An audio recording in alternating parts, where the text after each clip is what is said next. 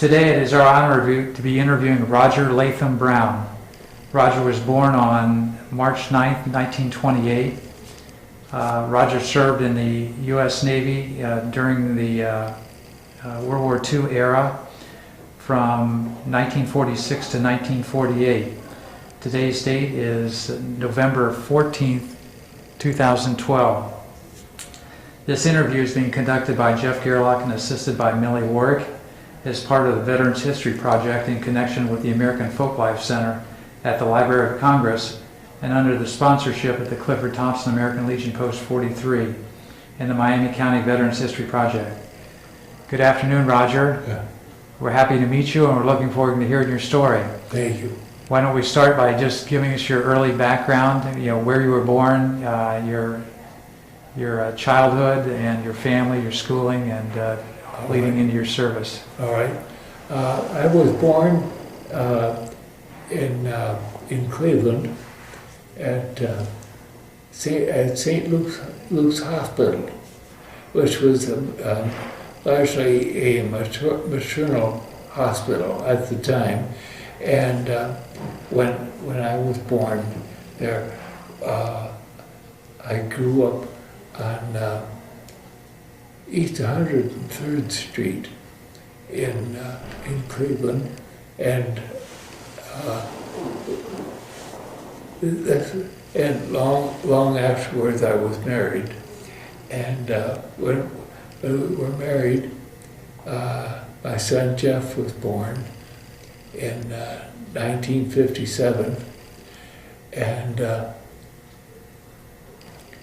I joined the Navy before that came up, and just backing up a little bit, Roger.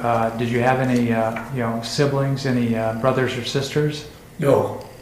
Did you have anybody else in your family that served in the military that you recall? No, Okay. nobody at all. It was just myself. Where did you go to school at? I went to school at John Adams High School, and so I was in high school when I was approached to either join the Army or the Navy, and I was approached to take the Navy because it seemed like a better deal to me at the time. The Army seemed like just a year and a half of very, very rugged, hard duty, and I had seen a lot of the movies of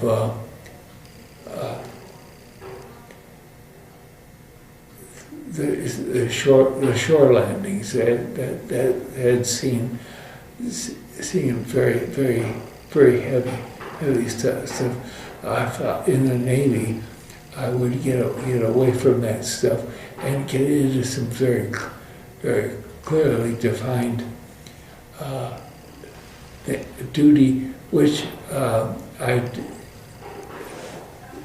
decided was worth the while, because when I got out of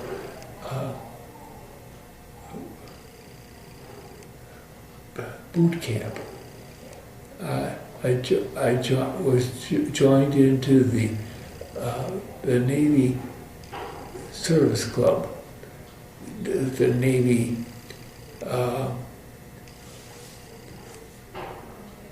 Where was your first duty station at boot camp? Where did you take boot camp at? Well, boot camp was at Great Lakes Naval Training Station, right there, just north of Chicago, on the Great Lakes Naval Training Station, and I did my basic work up there, and then when I was assigned to first level grade school, I was assigned at Great Lakes, and I was taken there. I would say in 1946 for several months of some basic work, and then I was assigned to for secondary school at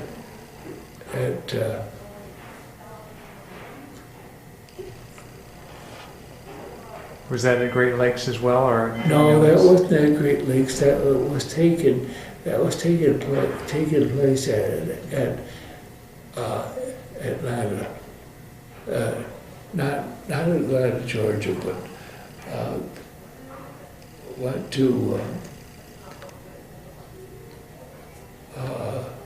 Like a coastal Navy base? yes, a coastal Navy base. This one was Like Norfolk, or Norfolk. is that Yeah, it? Norfolk, Okay. yeah. I spent time at Norfolk, and eventually I was assigned to the Wisconsin, and I spent most of my time on the Wisconsin, which made 3 service tours during my time. We made a hip trip to Halifax, Nova Scotia, and learned a lot about sea duty up there. And What kind of ship was the Wisconsin? Was it a? Wisconsin was an Iowa class battle wagon. Okay, a big one then. A big one, yes. It was the biggest of the ships that were built at that time, early in World War II. This was before the long carriers came around. They came along, but the Wisconsin was a big ship. It was 45,000 tons, and it was. In fact, it's on display right now at the Navy Yard in Boston. And in fact, it's tied up alongside another battle wagon of about the same size and about the same size that it was taken in and it was built in World War II. So the Wisconsin was there, and another ship was there, and there I had the pleasure of taking my son through there about 3 years ago on a pleasant Sunday afternoon in the summer of 1998, I think it was. And began to enjoy myself telling him some of the stories of what I had gone through years long ago when it had been about 60 years since I'd been aboard that ship, and the last time I was aboard was as a regular seaman and not as a father. And so it was. So what did it look like after 60 years? It looked pretty much the same. It looked they had chains tying up the front end of the ship was changed in a different way, and they had there were some harpoons. I think they were harpoon anti-radar missiles that were located on, toward the rear of the ship that weren't there at the time I worked on it. But were you able to locate your old bunk and your Yes. duty station? yes, I was located. I was able to locate. We didn't go inside, but we did walk on the main deck, and I was able to locate the stairway where we went down, where the ladder where we climbed down to get into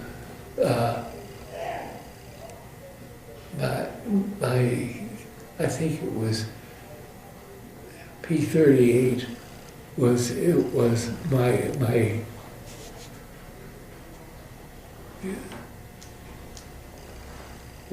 my number. This is your bunk number? Yeah, Jim. P-38. Yeah. Well, going back to your first cruise, you said you took the Wisconsin out of Norfolk or to Halifax. That was that was not my first cruise. That was my first. That was, yeah. I think it was. I think it was. Thinking about it now, I think it was the first cruise to go out. And it was very cold up in Halifax. Do you recall the time of the year? The year, I think it was about February, and it wasn't nearly as warm as being in New York Harbor, where we started from, and so there was a lot to do there, a lot to learn. there. So how did you handle being on ship for the first time? Well, that was just a matter of getting out which array of clothing I would have. Getting a choice of clothing was mostly the part of the thing, because when the duty, the decline in temperatures was very fast during the first day or so as we went north. How was the ride to Halifax? It was a good job, good stable ride. It wasn't hard to take it at all, but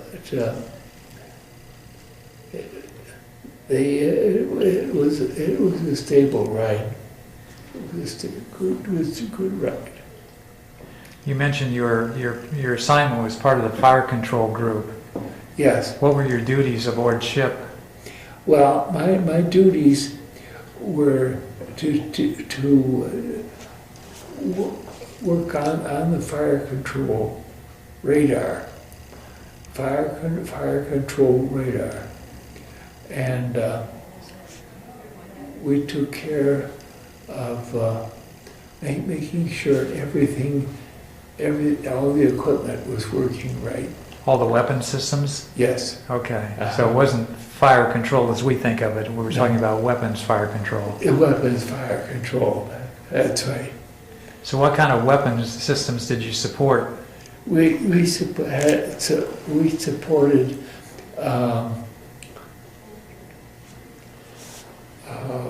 supported 40 millimeter and 20 millimeter fire control weapons, and we had some minor control on the 5-inch guns, which were used against smaller ships. Smaller ships. If we were being attacked by an enemy with small ships, we would use the 5-inch guns against them. And Do you recall what the largest guns you had on the ship were? yes, the largest ships we had were 16-inch guns, were huge, mammoth. I think a 16-inch circle is something about like this. And if you imagine a shell fitting into a circle like that, you know it has a huge circle around it. And it goes way high up like that. And we didn't have to work into the fire, into the shell controls casings. The main fire control people took care of that. Ours was a work of fire control on electronic, and to make sure that the radar systems were working right, and so forth. While you were at sea, on your way up to Halifax, did you drill? Do any drills? Actually firing weapons. Yes, we did. We did some. Now that I don't remember very well, but we did we fired a few of the 12-inch, the 16-inch guns to show just that they had tremendous firepower, and which we already knew. Do you recall what it felt like when they fired those big 16-inch guns? Oh, it was just a huge blast of a shock of air moving down the corridors. We were in the corridors outside the main fire control radar system, so that we would have to be aware of when these things are going off. Would it shake the whole ship? Yes, it would shake the whole ship. It certainly would. Yeah. Yeah, I've often heard that those large guns, that they actually had to be careful about their navigation because the recoil from the guns would actually push the ship off course. Yeah. Yes. That would happen. So you're on your way to Halifax. Did you stop along the way, or was this a straight cruise to Halifax? It was pretty much a straight cruise, and I don't think because we were expected at a certain time, and we arrived at about this certain time. So, and we were expected. When you arrived in Halifax, did you get an opportunity to take any shore leave?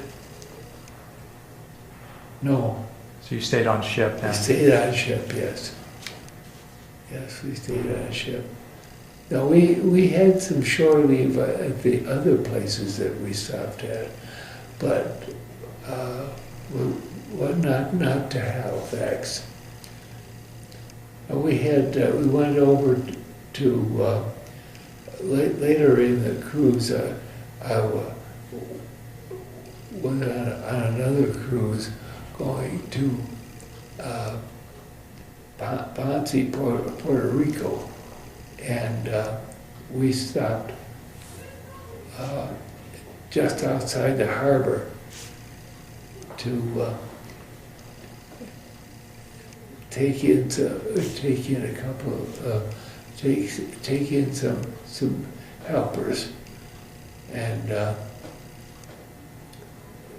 there wasn't anything there that I can remember going back to that time.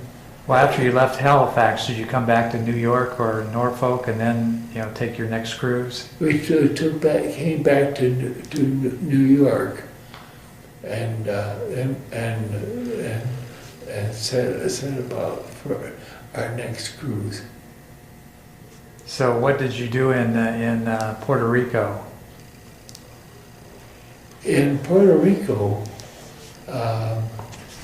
we studied lessons, and because this was not a fun trip by any means. This was entirely a business, and we had an awful lot to learn about the firing of these weapons, and learning how to use them, how to use these weapons, so we followed routine a lot, and there was a lot of teaching going on, and learning on our part to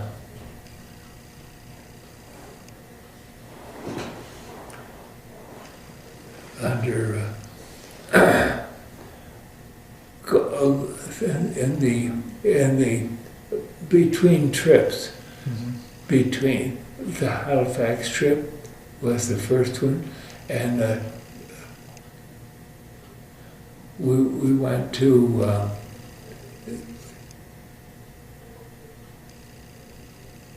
Trying to recall your third trip. the third trip was the third trip was Ponce, Puerto Rico. Yeah. So there was one other cruise you took somewhere in there? There was one in between. In between, that was the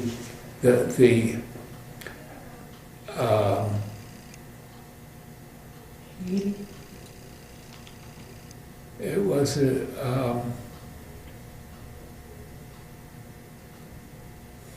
It was after Halifax, but before Puerto Rico? yes, it was. Was it to Haiti? Haiti was the third trip. That was the final trip. That was the one with Hal that went to. We went to Haiti, Ponce, Puerto Rico, and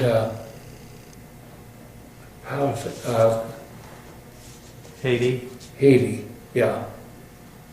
Haiti. Now, Ponce was in between. You mentioned that these were usually all business trips, but did you get any shore leave when you went to Haiti or to Yes, Puerto Rico? we had some shore leave, and those two trips we anchored in the harbor. We didn't just tie up somewhere. We anchored in the harbor, and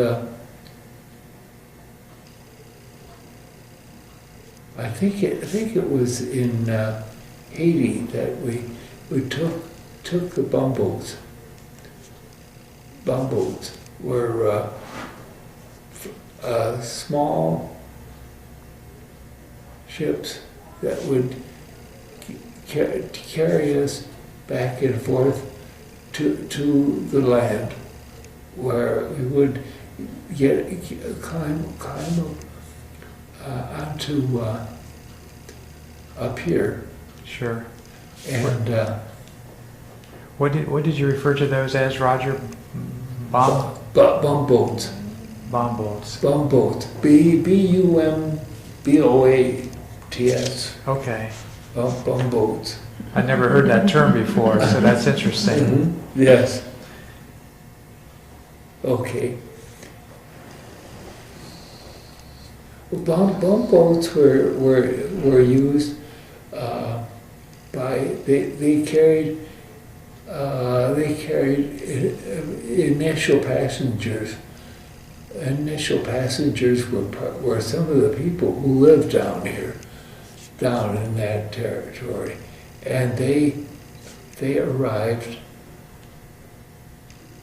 and sometimes they just dove overboard to swim around the ship nearby and grab a hand on a line or a cable and to haul themselves around and just swim from one spot to another and came back and those were some of the uses of the bumboats. They were used by we used some of them ourselves, and we used some of them for the hauling of people And supplies, I assume. and supplies. Yeah, bumboats. That's a new term. Uh-huh. So you took you took 3 large tours. What was the longest tour that you took? I think it would either be Halifax,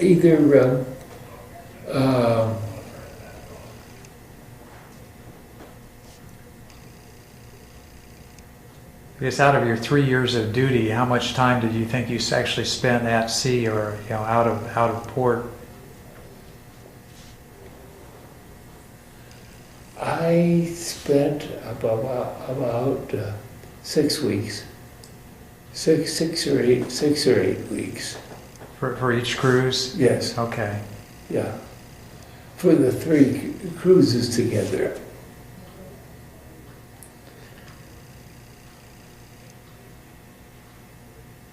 Do you recall any other interesting experiences you had while you were in the service, either at sea or in port or any place?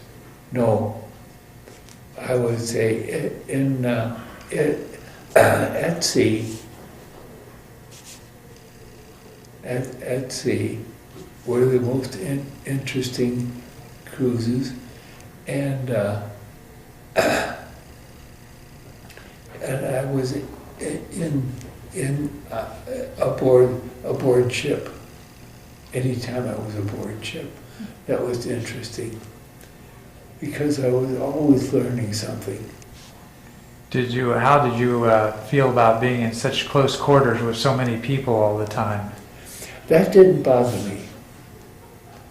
That didn't bother me. That once in a while, I noticed that there was just too many people around, and it would bother me a little bit. I get the feeling that there are too many of us in this room, and not like right now, but at other times. I feel that way once in a while during lunch hour here. There would be that dining room is full of people, and this room usually has 6 or 8 people in here. And as long as it doesn't get beyond that level, it doesn't bother me. But when it does get beyond that level, which is once in a while, it does bother me a little bit to have that many people together. And when I was in college, I noticed it less and less. I recall there wasn't nearly as many. There was less pressure on me to behave in a certain way, to behave myself in a certain way. So your service, went from 1946 to 1948. So did you serve for 2 years or more than 2 years? It was about 2 years. Okay. So after your last cruise, where did you, when did you come back to the States, back to New York? I came back to Halifax. No, up to.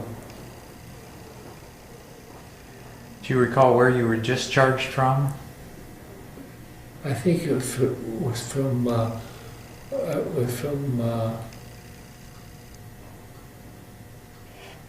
I think it was from. New York or Norfolk? It wasn't Norfolk. It wasn't New York. It was in the south, in the region of just south of Norfolk. Wilmington or Charleston? Those are a little farther south. But, Yeah. Those are big Navy bases. Yeah, but they were not. I think I was discharged from 1946. It was about.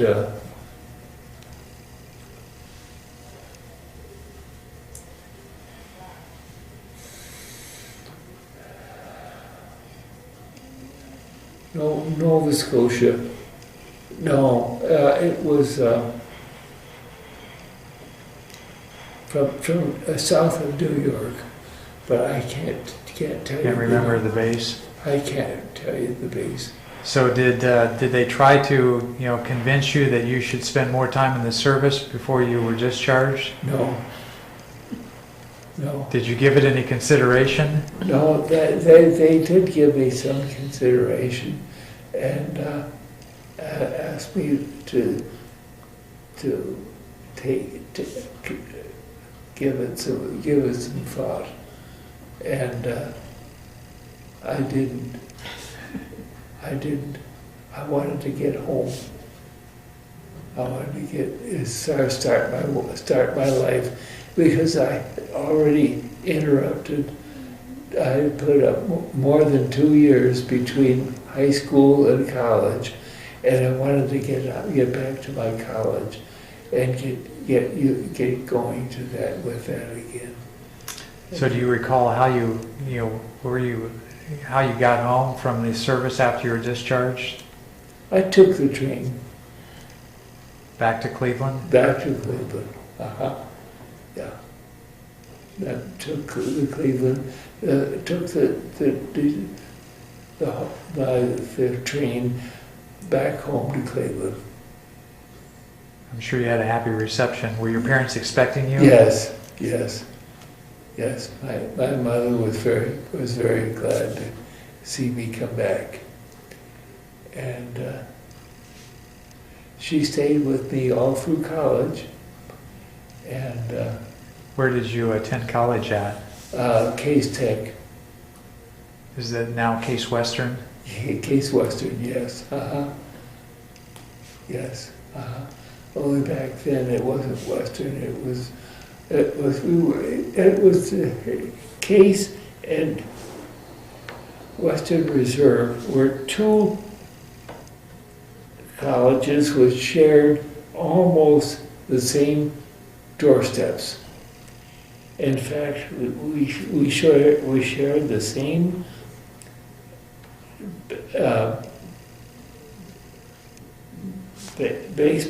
Facebook library and baseball. So that was all taken care of in one building. And Case and Reserve were next door neighbors, sharing the same bookstore. And it was a funny situation looking back on it, but I was very, very glad that it worked out the way it did, because at the time none of us knew that eventually Case and Western Reserve would become the same university and would join forces. But none of us suspected that. But it happened that way within a few years after I graduated in 1952. Is that where you met your future wife? Yes. Did you get married while you were in school or shortly afterwards? Sure, afterwards. Shortly afterwards. So then you're out of school, you're hoping to get in the job market someplace. What kind of career did you have after school? Well, at first I started out in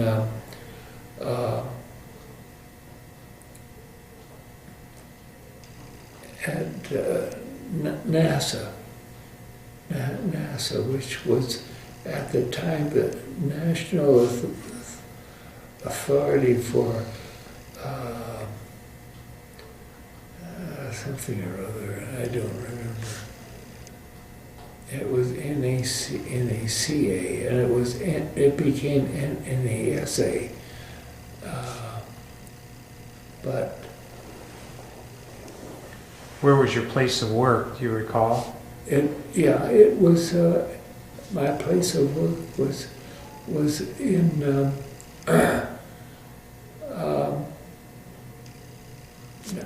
It was not far from where I lived. So in Ohio, around the Cleveland area? Yeah, around the Cleveland area. Yeah. So you must have been an engineering student. That's right. I was an engineering student, and I started out in started my chemical engineering as my first objective, and then I became an electrical engineering student after I got out of that, became school, and so how many years did you work for NASA? I worked about 2 or 3 years. And what did you do after that? Then I transferred to Reliance Electric and got into small motor designing, and that's what I've been doing ever since. Okay. Small motor. And design. Reliance was in the Cleveland area as well? Yes. Yes. Somewhere along the line you started a family. How many children did you have? Well, I had one boy. One boy. That's all we had. One boy, and he was born in 1957.